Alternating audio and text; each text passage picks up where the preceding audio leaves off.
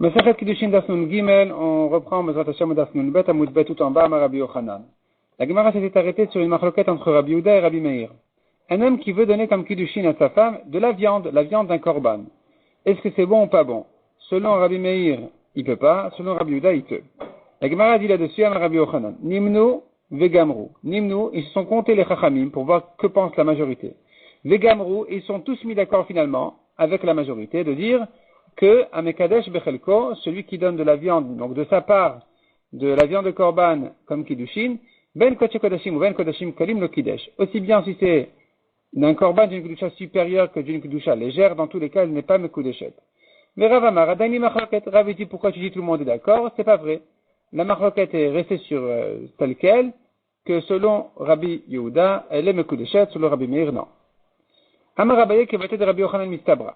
Abaye dit, il est plus logique de dire comme Rabbi Yochanan que tout le monde s'est mis d'accord qu'elle n'est pas Mekudeshet, que ça marche pas comme Kiddushin. Détania, comme on a pris dans une braïta. Et la Gemara ici nous ramène une longue braïta qui finalement va nous montrer qu'un homme n'est pas propriétaire de la viande du korban qu'il a reçu. Il peut pas se l'échanger avec un autre korban de quelqu'un d'autre, et donc il peut pas non plus vendre ou être Mekadesh, une femme, avec la viande de korban qu'il a reçue. Donc tu vois ici que c'est une braïta qui, même selon Rabbi Yehuda, quand la Gemara va nous prouver, dira qu'elle n'est pas Mekudeshet. Donc tu es obligé de dire comme Rabbi Yochanan que finalement Rabbi Yehuda s'est mis d'accord avec Rabbi Meir que ce ne sont pas des Kiddushin. Et donc la Gemara nous ramène à longue braïta, Détania. Cette braïta là se base sur un passage qui dit, à propos de tous les korbanot, après une longue liste de tous les korbanot, la Torah conclut en disant, ce sera à tous les fils de Aaron. À tous les fils de Aaron, la Gemara apprend de là, ils sont tous égaux. Ils ne peuvent pas dire je suis propriétaire de ci, tu es propriétaire de ça, on s'échange. Non, ils sont tous égaux sur chaque espèce de korban. Et de là on apprend que tous les échanges sont interdits. Et la Braïta nous dit comme ça. Minayin she'en cholkim menachot keneged zvachim. D'où sait-on qu'on ne peut pas échanger un korban mincha, offrande de farine, contre un korban de zvachim, un korban de viande. Talmud Omar, on apprend du pasteur qui dit Vechol mincha asher tafel batanour.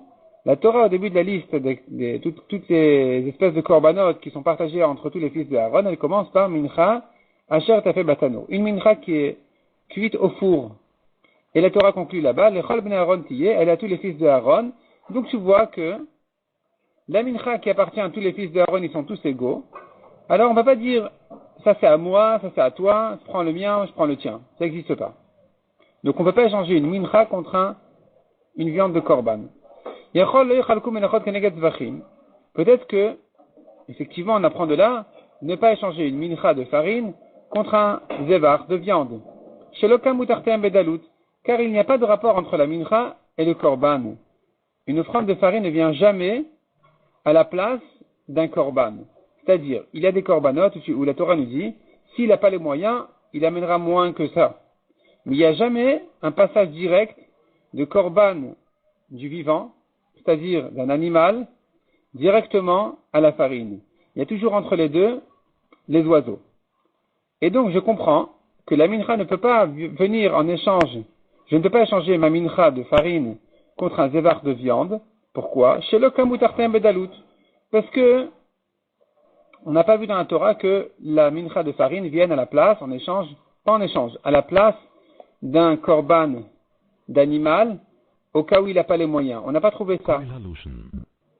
Aval yechalku menachot keneged ofot, mais peut-être qu'on peut, oui, échanger les menachot de farine contre les oiseaux de korban chatat, shareka mutarten bedalut, puisque la Torah a dit, s'il n'a pas les moyens, il est dalut, il est pauvre, alors la mincha viendra à sa place, à la place de l'oiseau, c'est-à-dire comme ça, la Torah dit, s'il n'a pas les moyens d'amener un animal, il amènera un oiseau.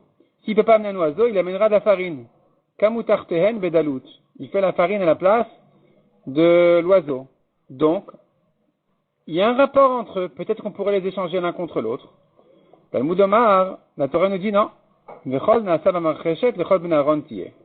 La Torah continue en disant à propos du partage de tous les fils de Aaron, elle dit, et d'ailleurs, on a vu jusque-là, donc, t'as fait une mincha cuite au four, t'as fait batanour. La Torah ajoute, na'asa b'marcheshet, une poêle un peu profonde.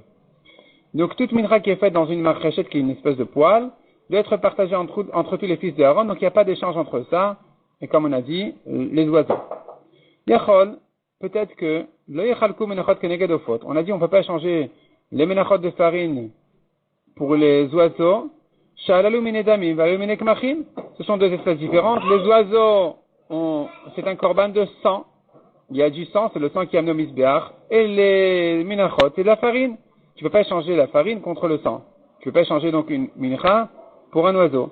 Aval yachalku ofot keneged zvachim. Mais peut-être qu'on pourrait lui échanger les oiseaux contre les viandes d'animal, shehalal ou ve'alalu minedamim, parce que les oiseaux, c'est leur sang qui va misbéach, les animaux aussi. Donc il y a ici une ressemblance entre eux qui ferait peut-être qu'on pourrait les échanger les uns contre l'autre. Talmud Omar, la Torah nous dit al-machvat. Elle ajoute encore une espèce qui est la poêle. On a vu déjà marcheshet qui est une poêle profonde. Machvat, c'est une poêle plate. Et donc ici aussi la Torah répète le principe que tous les fils d'Aaron sont égaux, il n'y a pas d'échange. Et puisqu'on n'a pas besoin de nous apprendre cela ici, on a déjà vu ce principe, certainement la Torah, elle vient faire allusion à autre chose encore, qui sont les échanges des oiseaux contre les viandes de Korban, qui ça aussi c'est interdit. C'est bon, on a appris, on n'a pas d'échange entre les oiseaux et les animaux.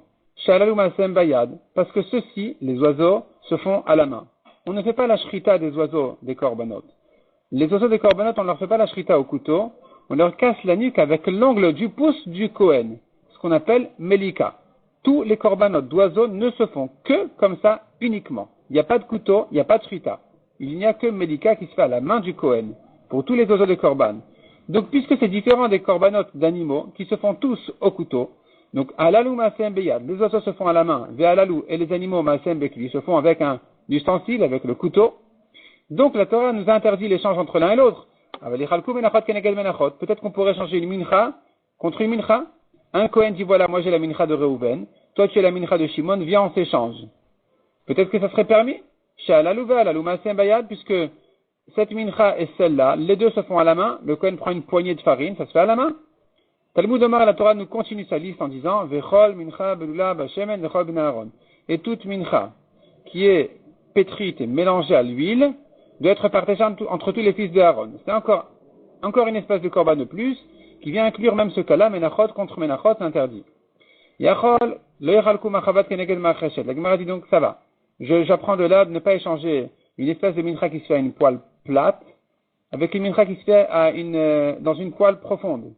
Ou macheshet keneged machvat. Je ne peux pas échanger celle de la machvat contre celle de la macheshet, ou celle de la macheshet contre celle de la machvat. La machvat c'est la plate et la macheshet c'est la profonde.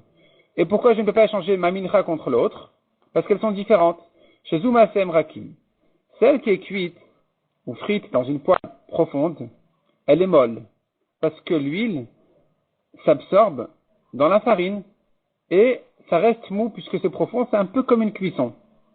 Vezuma Sem Kashim, alors que la poêle qui est plus plate, alors finalement ça durcit. L'huile, je sais pas, ça s'évapore ou ça rentre pas vraiment, se brûle un peu, s'évapore un peu peut-être. En tout cas, ne ramollit pas tellement la farine, puisque la poêle est plate. Donc c'est une espèce de cuisson plus dure. C'est pas une mincha molle. Et donc puisqu'il y a une différence entre celle-ci et celle-là, on ne pourrait pas les échanger comme on a pris du pasuk. Abal yechalku machvat keneged machavat ou macheshet keneged macheshet. Mais si c'est la même espèce de mincha, je pourrais peut-être échanger machvat contre machvat, macheshet pour macheshet. Parce que les deux qui sont faits dans la macheshet sont durs, et dans la machvat, sont durs. Inami masem rakim, ou bien celles qui sont faites dans la macheshet, sont les deux dures, d'une cuisson où la farine, elle durcit plus. Et donc, puisque ça se ressemble, peut-être que ça serait permis cet échange serait permis. Qui dit que on n'a pas droit à ça non plus. Talmud Omar, vachareva lechol ben Aaron tiyeh. La Torah nous ajoute encore une espèce de korban. Vachareva, qui veut dire la farine sèche, c'est la dure, c'est la machvat.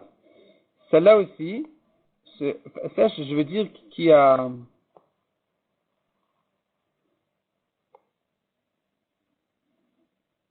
Ça fait allusion à encore une espèce de mincha, qui elle non plus ne peut pas être échangée, puisque la Torah dit que ça doit être également partagé entre tous les fils de Aaron. Lechol ben Aaron tiyeh. Et donc ça vient nous apprendre que même si elles sont égales l'une comme l'autre, l'échange est interdit. Peut-être que jusqu'à présent, on a appris que uniquement d'interdire les échanges quand il s'agit d'un korban qui est d'une kedusha supérieure. Mais quand c'est une kedusha légère, ça serait permis. Talmud Omar Ishke Achiv. La Torah, à propos de l'interdiction des échanges, elle dit, ça se partage entre tous les fils d'Aaron, hommes comme son frère, donc ils sont tous égaux. Vesam Michle, juste après c'est écrit, Imal Toda. Et s'il fait un korban Toda, le rapport donc entre cette dracha, qui interdit les échanges, et le korban Toda qui suit justement cette paracha, vient nous apprendre que même pour un korban Toda qui est d'une kedusha légère, les échanges sont interdits. Et donc tu apprends de là, Keshem Shen Cholkin Bekodesh Kodashim, de la même manière qu'on n'a pas le droit de s'échanger dans des Kodesh Kodashim, car en Cholkim Bekodashim Kalim, de la même manière dans une kedusha légère comme un korban Toda, les échanges sont interdits. On apprend encore de ces psukim, Ish qui arrive, on a dit, un homme comme son frère, donc j'apprends de là, Ish Cholek Afilu Baalmum, un homme Kohen, participe au partage des korbanot, même s'il a un défaut, parce que Ish c'est n'importe quel homme. Ve'en Akatan Cholek, mais pas un enfant, qui n'est pas un homme encore, Dafilutam, même s'il est sans défaut, il ne participe pas au partage des korbanot entre les Kohanim. Tout ça, c'est la Braïta. On a terminé maintenant la longue Braïta, et la Gemara conclut de là. Stam Sifra Mane, qui c'est qui a enseigné cette Braïta qui apparaît dans Sifra? Sifra, c'est le nom d'une Braïta de Torah de Kohanim. Une Braïta des Drashot sur le Chumash Veikra, qui s'appelle Torah de Kohanim ou qui s'appelle Sifra, qui est l'auteur de cette Braïta, Mane, qui est-il Rabbi Yehuda. Veuke Amar, Delet Badin Chaluka Klan, voici qu'il est en train de nous dire, ça doit se partager également entre tous les Kohanim, on n'a droit à aucun échange. Shmamina, tu vois de là que même selon Rabbi Yehuda, puisque les échanges sont interdits, cela veut dire qu'il n'est pas propriétaire de la part qu'il a reçue. S'il n'est pas propriétaire, il ne peut pas non plus faire de Kiddushin. Donc c'est une preuve pour Rabbi Yochanan, que même Rabbi Yehuda, qui a priori permettait les Kiddushin avec les Korbanot, voici que dans une braïta de Sifra, qui est donc une braïta de Rabbi Yehuda, et voici qu'il est en train de nous apprendre ici qu'un Kohen n'est pas propriétaire du Korban qu'il a reçu, et donc les échanges sont interdits, et tu pourrais déduire de là que, de la même manière, les Kiddushin seraient interdits avec la viande des Korbanot. C'est une preuve pour Rabbi Yochanan, que même Rabbi Yehuda a changé d'avis et s'est mis d'accord avec Rabbi Meir. La Gemara demande à Marava, ou Kerav Milotania, n'y a-t-il pas une braïta aussi qui va comme Rav, qui dit que Rabbi Yehuda n'a pas changé d'avis?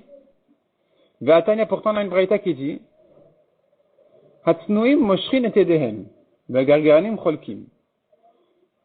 La braïta là-bas, en fait, elle parle du partage du lechem apanim, des 12 pains de lechem apanim. Ces 12 pains n'étaient finalement que 12 pains. Ils étaient partagés entre beaucoup de Kohanim. Du temps de Shimon HaTzadik, qui était le premier Kohen Gadol, du deuxième Beth Amikdash, pendant 40 ans il était Kohen Gadol, et par son grand mérite, il y avait une bracha spéciale dans ce lechem apanim, dans ces 12 pains, et un Kohen qui recevait même une petite quantité comme une olive, kazaït, il en mangeait, il s'en rassasiait, et des fois même il en laissait, tellement il était rassasié. Après Shimon HaTzadik, la bracha a disparu de ce lechem apanim, et même un Kohen qui recevait une quantité même plus importante qu'une olive, c'était pas suffisant, il n'avait rien à faire avec. Et donc la braïta nous dit comme ça, Hatznuim, les modestes, Moshrin et Yedehem, retirer leurs mains, ils voulaient pas prendre du lechem apanim alors que c'était pas suffisant. Va gargeranim, et les gargeranim, ceux qui veulent manger beaucoup, Cholkim, ils s'échangent, la Gemara comprend. Ils s'échangent, ça veut dire comme ça. Il dit à son ami, regarde, moi j'ai reçu un petit morceau de lechem apanim, et toi tu as reçu un petit morceau de lechem apanim. Pour moi c'est pas suffisant, pour toi non plus. Viens, on s'échange. Donne-moi aujourd'hui ton lechem apanim. Demain, ou moi, ou même aujourd'hui, je te donnerai d'un autre korban que j'ai reçu en échange. Donc tu vois que les échanges sont permis dans les korbanot. Donc tu as une braïta comme Rav, que voici un Tana qui permet les échanges. Voici un Tana qui considère que le Kohen est propriétaire de ce qu'il a reçu. Il pourrait donc l'utiliser aussi comme Kiddushin. Donc c'est une preuve pour Rav que Rabbi Yehuda n'a pas changé d'avis. La Gemara dit non, tu n'as pas compris. Ça veut dire quoi Cholkim? La Gargeranim Cholkim, ça veut pas dire qu'ils s'échangent l'un contre l'autre. Maï Cholkim Chotfim. Chotfim, ça veut dire ils arrachent, ils prennent de force. Qu'est-ce que ça veut dire? Kedektan Yisefa, comme ce que la suite de cette braïta elle-même elle dit. il y avait un Kohen qui a pris sa part à lui et celle de son ami. Il en a pris plus. Il a volé en fait. On l'appelait le fils voleur jusqu'à sa mort. Donc tu vois que Cholkim, c'est pas une question d'échange, mais c'est une question de partage ou de vol. Et donc, on n'a pas de preuve de là que l'échange était permis. Amar Rabarav Shila, Maikra, de quel pasuk tu vois que Cholkim, non. Quel rapport entre Ben Khamtsan et voleur? Où est-ce qu'on voit ça dans les psukim? Le pasuk dit comme ça. Elokai, David Amelech prie et il dit, mon Dieu, Paleteni miyad racha, sauve-moi de la main du racha, Mikas me avel vechomet, de la main de celui qui fait avel vechomet. Ça veut dire quoi? Chomet, c'est du vol. Avel, c'est quelqu'un qui fait du mal. Et chomet, c'est un voleur. Sauve-moi du voleur. Donc tu vois que Ben Khamtan, c'est le fils voleur. Rabba Marmeacha, il ramène encore un autre passage qui dit, Limdu etev, étudiez bien, dit le prophète à Israël. Dirshu mishpat, recherchez la justice, le jugement. Ashru chamot, renforcez le volé et pas le voleur. Le volé, donc tu vois que chamot, c'est une question de vol. Khamtan, c'était le fils voleur. On a vu encore dans la Mishnah, Maser Sheni ben Beshogeg ben Amezid lo Kidesh, d'ivrei Rabbi Meir. Celui qui a donné des kiddushin du Maser Sheni. Selon Rabbi Meir, c'est pas des kiddushin. Aussi bien s'il a fait consciemment que inconsciemment, c'est pas des kiddushin, c'est pas bon. Rabbi Uda Omer, Shogeg lo Kidesh, Mezid Kidesh. Rabbi Uda a dit, s'il a donné le Maser Sheni Beshogeg, il savait pas que c'était Maser Sheni, les kiddushin ne sont pas valables, mais s'il a donné consciemment, là les kiddushin sont lui valables. Vechoulé, etc. Menan Emile, d'où on apprend tout ça? C'est quoi la marloquette ici à propos du Maaser Sheni, à savoir s'il peut en faire des kiddushin ou pas? Amar Ravacha bered Rava Mishme de Gemara. Ravacha nous ramène Mishme de Gemara au nom de Gemara. Qu'est-ce que ça veut dire?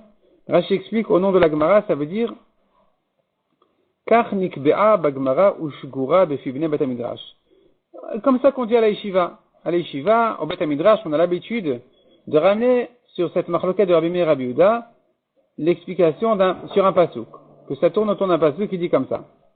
Le pasuk nous dit, à propos du Maaser Sheni, Mechol Masar Haaretz, tout prélèvement de la terre, Misera Haaretz Mipri Ha'etz, de la semence de la terre du fruit de l'arbre, L'Hashem hu Kodesh L'Hashem.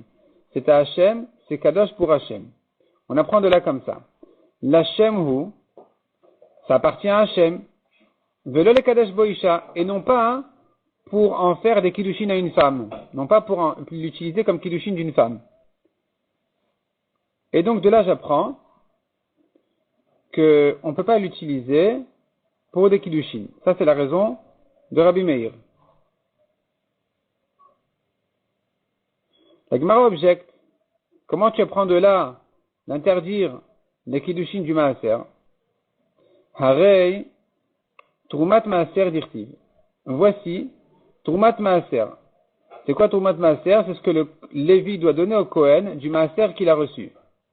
Et sur ça, c'est écrit dans le pasuk, Ken tarimu gamatem Trumat Hashem. Ainsi, vous prélèverez, vous aussi, le prélèvement pour Hashem. Donc, vous aussi, les Lévim, devez prélever de ce que vous avez reçu un prélèvement d'une Trumat Maaser.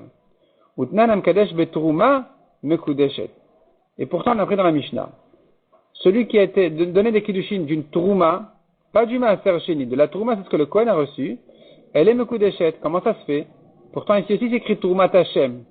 Et pourquoi c'est différent du Maaser où tu m'as dit, c'est écrit l'Hashem ou c'était Hashem et pas pour en faire des Kiddushin?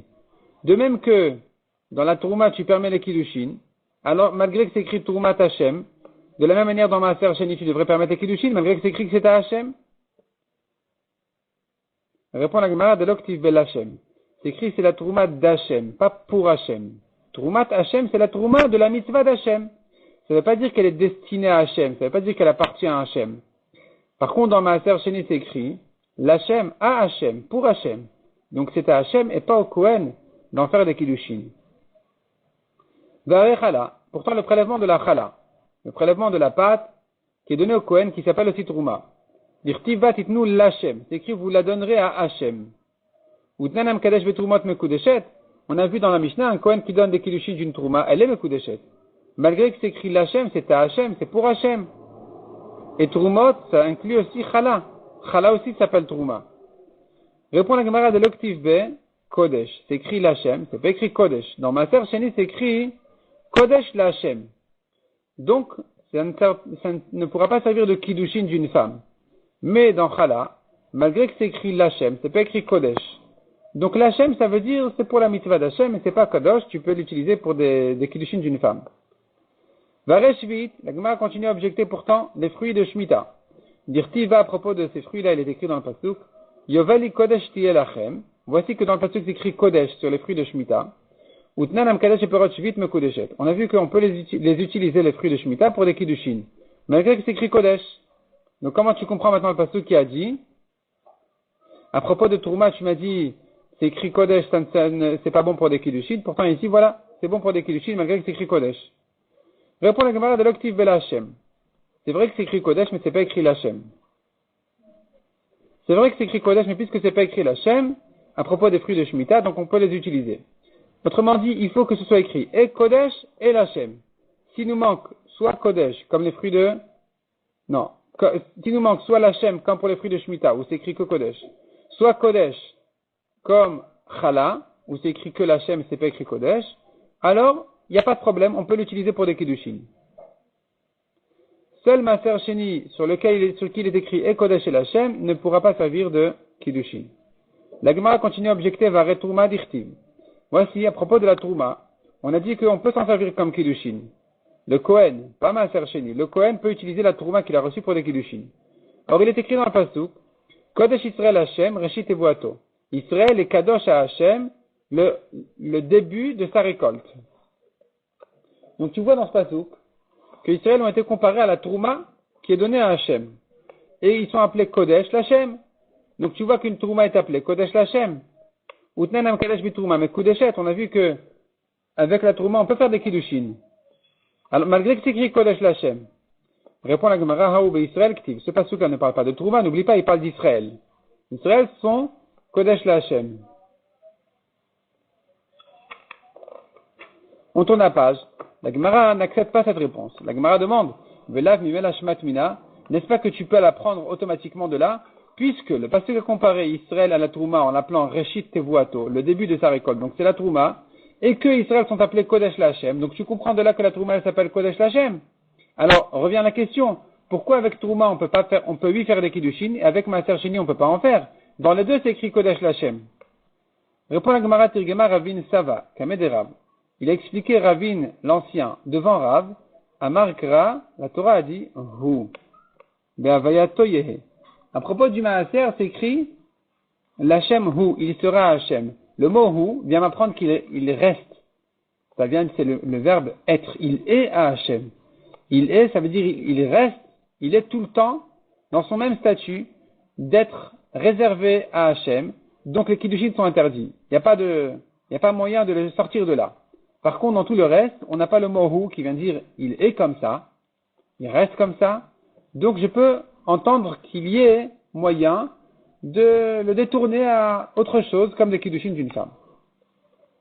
Et donc c'est comme ça qu'on en est arrivé à dire qu'à propos de Maaser Sheni, eh bien selon Rabbi Meir, on ne peut pas faire de kiddushin parce que ça appartient à Hachem. Mais Rabbi Yehuda dit que le Maaser Sheni appartient à son propriétaire et donc il peut en faire des kiddushin à condition qu'il soit conscient qu'il a pris ici du Maaser Sheni. Ça, c'est en ce qui concerne le Maaser Sheni. Et à la fin de la Mishnah, on a vu le Ekdesh. Donc, à propos du Ekdesh, la Mishnah nous a dit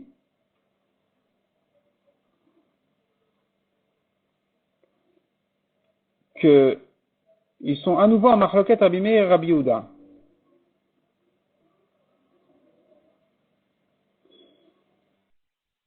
C'est en fait une troisième Machloket entre Rabbi Meir et Rabbi Yehuda. La première Machloket au début de la Mishnah parlait de la viande des korbanot. On ne parle pas encore de Ekdesh, c'est autre chose. La viande des korbanot, Machloket entre Rabbi Meir et Rabbi Yehuda. Selon Rabbi Meir, on ne peut pas faire de kiddushin, selon Rabbi Yehuda, on peut faire. Le deuxième cas de la Mishnah, c'était Maaser Sheni. À nouveau, selon Rabbi Meir, on ne peut pas, selon Rabbi Yehuda, on peut. Et le troisième cas de la Mishnah, c'est le Ekdesh. Le Ekdesh, à nouveau, Machloket entre Rabbi Meir et Rabbi Yehuda, où cette fois-ci, d'après Rabbi Meir, Bemezid, ce sont des kiddushin, Beshogeg non, et Rabbi Yehuda le contraire. Beshogeg, c'est des bons kiddushin, Bemezid non. La Gemara viendra maintenant nous expliquer le cas du Ekdesh. Donc, ou Be'ekdesh, la Mishnah nous ramène, Be'ekdesh, on a vu dans la Mishnah, Be'mezid Kidesh, Be'shogeg lo Kidesh, dit Rabbi Meir. Selon Rabbi Meir, ce sont des Kiddushin que s'il était conscient que c'est Ekdesh, c'était déjà consacré. Et selon Rabbi Uda, c'est le contraire, Rabbi Uda Omer, Be'shogeg Kidesh, Be'mezid lo Kidesh. C'est que s'il était Shogeg et qu'il savait pas, que ce sont des Kiddushin. Mais s'il était conscient que c'est du Ekdesh, il ne peut pas en faire des Kiddushin. Alors Rabbi Yaakov, Shamit Minad Rabbi Yochanan Tarte. J'ai appris, dit Rabbi Yaakov, de Rabbi Yochanan, deux raisons. Une à propos de Shigegat Maaser de Rabbi Uda. Une qui viendra expliquer pour quelle raison le Maaser Beshogeg n'est pas bon. On ne peut pas faire des Kiddushin avec du Maaser Beshogeg d'après Rabbi Uda. Alors que d'après lui, Bemezid, on peut lui faire. Et encore une raison qui viendra expliquer autre chose, Shigegat Ekdesh de Rabbi Meir. Pour quelle raison d'après Rabbi Meir, on ne peut pas faire des Kiddushin avec du Ekdesh Beshogeg. C'est-à-dire, en fait, on a vu dans la Mishnah, à propos de Maaser Sheni, selon Rabbi Meir, on ne peut jamais s'en servir de Kiddushin.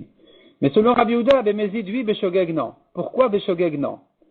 Deuxième question, pourquoi Beshogeg, selon, cette fois-ci, Rabbi Meir, pour le Ekdesh, on ne peut pas faire de Kiddushin? Et la raison de ces deux choses-là, je les ai entendues de Rabbi Yochanan.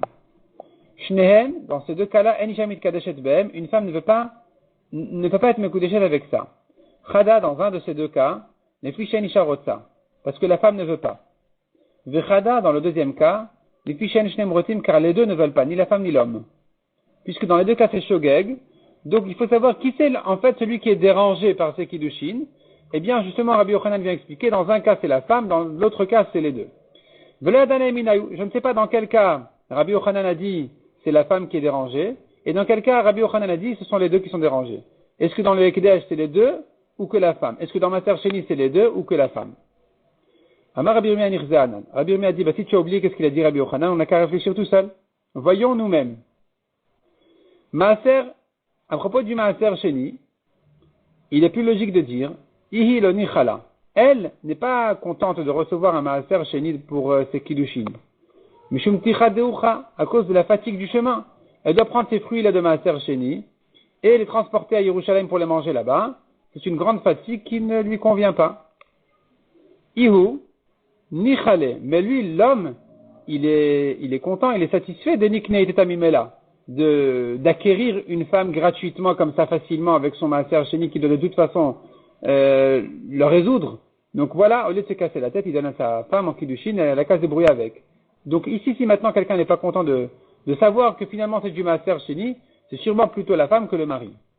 Et la Ekdesh, à propos du Ekdesh, Tarvayu le Nichaleu, les deux ne sont pas contents quand ils apprennent que les Kiddushin étaient faits en fait de Ekdesh, les deux ne sont pas contents des Nitril Ekdesh Aliadayu, que le Ekdesh se profane à cause d'eux, c'est interdit, donc d'utiliser du Ekdesh pour des Kiddushin. Donc certainement c'est sur ce cas-là que Rabbi Yochanan a dû dire que les deux ne sont pas contents, ni le mari ni la femme. Mais Rabbi Yaakov qui a dit qu'il ne sait pas sur quel cas Rabbi Yochanan a dit la femme, sur quel cas il a dit les deux, il te dit, qui t'a dit de dire comme ça? Tu pourrais dire le contraire aussi. Ipra mistabra. Au contraire, je pourrais te dire, Milo ika le memar, n'est-ce pas qu'on pourrait dire aussi, que Maaser, à propos du Maaser, elle n'est pas contente de recevoir des Kiddushin de Maaser parce qu'elle doit se fatiguer à les transporter. Et lui, le mari, n'est pas content aussi de savoir que finalement il avait donné des Kiddushin de Maaser parce qu'il est responsable de tout ce qui va leur arriver en chemin. La femme doit le transporter à Yerushalayim, mais le mari, il en est responsable. Rashi ramène deux explications. Soit vraiment il est responsable, soit elle lui en voudra de dire, tu sais, il y a eu un problème en chemin, j'ai perdu les fruits, donc finalement tu m'as donné des Kiddushin qui vont servir à rien du tout. Et le mari va se sentir obligé de lui rendre. Donc il n'est pas content de donner des Kiddushin de Maaser Sheni, il préfère donner quelque chose qui est utile sur place. Que la femme sente qu'elle a reçu sur place quelque chose. Donc sur ce cas-là, Rabbi Yochanan aurait dit, les deux ne sont pas contents. Ne te suffit pas d'entendre que la femme se satisfait de ce Maaser Sheni, va vérifier chez le mari aussi, parce que lui aussi, en principe, n'est pas content. Et la Ekdesh, mais à propos du Ekdesh, peut-être que non. Bishlama ihilo nichala. Elle, ça va, elle n'est pas contente de recevoir du Ekdesh, des nitril Ekdesh aliada, que l'Ekdesh se profane à cause d'elle. Et la ihum ilo nichale, mais lui, est-ce qu'il ne serait pas content? Est-ce qu'il n'est pas satisfait de nikne itetamimela, d'acquérir une femme comme ça facilement. Admettons qu'il n'a pas d'argent, il n'a que du Ekdesh. Il lui donne le Ekdesh et demain il va rendre le Ekdesh. Il veut se faciliter les Kiddushin. Et donc peut-être que lui, il ne regrette pas du tout de savoir que les Kiddushin ont été faits avec du Ekdesh. Donc peut-être que c'est sur ce cas-là que Rabbi Yochanan a dit que c'est la femme qui n'est pas contente plutôt que les deux. Et pas les deux. Donc dès que tu entends que la femme est satisfaite, ça te suffit. Tu n'as pas besoin de vérifier chez le mari aussi. Parce qu'en principe, il n'y a pas de raison qu'il soit dérangé d'avoir donné des Kiddushin de Ekdesh. La Gemara ne résout pas cette recherche-là. Ba'amine Rava Rav Chizda. Rava demandait à Rav Chizda.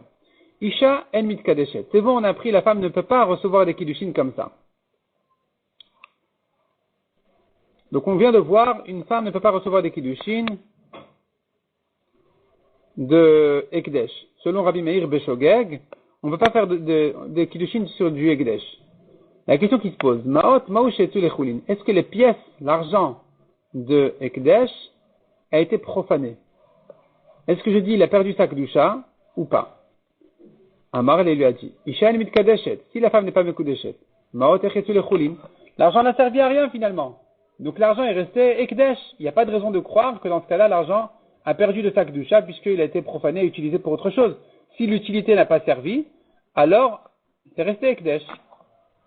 Nouvelle question. Si maintenant quelqu'un vient acheter au marché quelque chose, il donne l'argent du Ekdesh. Est-ce que je dirais ici aussi, il est shogeg, il ne sait pas. Est-ce que je dirais ici aussi que l'argent n'a pas perdu de sa kedusha, c'est resté Ekdesh? Parce que s'il savait, il l'aurait pas fait. Ou je dis non, l'argent a été profané, il l'a utilisé pour autre chose. Amar la vemecha lokana. Il a dit ben non, ben ici aussi dans une vente non plus, c'est pas valable, on peut pas acquérir comme ça.